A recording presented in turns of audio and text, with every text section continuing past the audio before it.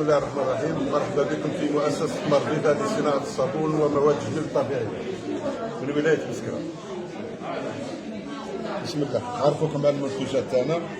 عندنا هذا ماسك قماش تاع النيلة الزرقاء، هذا ترطيب وتفتيح البشرة وينحي لي بوان نوار لي طاش الدسة التسبغات. هذا الاستعمال تاعو يكون قبل الدوش على النشف، تبدا تنحي شويه هكذا. تستعمل ماسك كيما هكذا كيما رانا مستعملين هكذا، صبر واحد 20 دقيقة ومن بعد دير تشمل، يعطيك اشراف. الاستعمال تاعو خطرة في السمانة، صوف اللي عنده بزاف لي طاش ولا يقدر يدير دوبا، من بعد يبدا بعد مدة 8 ايام 10 ايام. هذا الصابون تاعو نستعملوه كل يوم. هذا صابون بالفحم والخزامه وزيوت اساسيه، هذا ينحي حب الشباب وينحي دهون زايده ويعطي نضاره للبشره. صابون بالتمر، كولاجين طبيعي، فيتامين يجي كل انواع البشره، للبشره الجافه تستفيد مليح، ينحي القشور، ينحي المشق، ينحي اليريد يكونوا خفاف هكذا. هذا الشامبوان ضد تساقط الشعر، ضد القشره، يحافظ على لون الشعر، يغذي الفروه، يحارب البكتيريا، مخدوم بالتمر، لاسل، سدره، قرنفل، زيوت اساسيه، قطران، زيرو سلفات، ما فيش برودوي شيمي. كاين شعر دهني وكاين شعر جاف وكاين ابري شامبوان، ترطيب وتنميه الشعر، حوايج طبيعيه.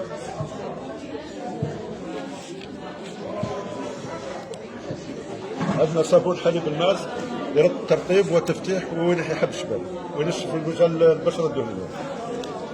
هذا صابون لاباز جليسيرين وزيوت اساسيه، هذا ينحي البرونزاج تاع الشمس، يفتح البشره ويوحد لا كولير تاع البشره وينحي السيكاتريس تاع الخمار هذا. هذا صابون بالعسل والكركم وزيوت اساسيه، ينحي حب الشباب وينحي السيكاتريس تاع حب الشباب.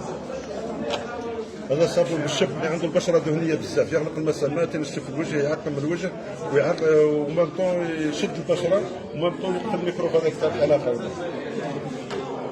هذا بالشوفان والروز، هذا ديماكيون ناتيرال، سيرتو اللي عنده البشره ميكس ولا سونسيبل مليح بزاف، البشره حساسه والبشره مختلطه مليح لها بزاف. هذا صابون زاير، صابون بلدي. عندنا الكرام، عندنا كرام هذه مخدومه بزيت بذور تيشوكي، لالوفيرا والعطشه، هذه تنحي لي ريد، تنحي لي سارد، تنحي الدسه، تنحي التسبغات، الهالات السوداء. عندنا هذا كرام نزول العرق، هذا بعد الدوش تستعمل شويه وتسافر عندك يومين 3 ايام تبقى نظيف، تبقى نظيف ما فيش. عندنا كرام هذا ترطيب وتفتيح وتعطير، حاجه هايله بزاف. عندنا كرام هذا اللي عنده تشققات في الرجلين، هذا ترطيب قدمين. وختامها مسك.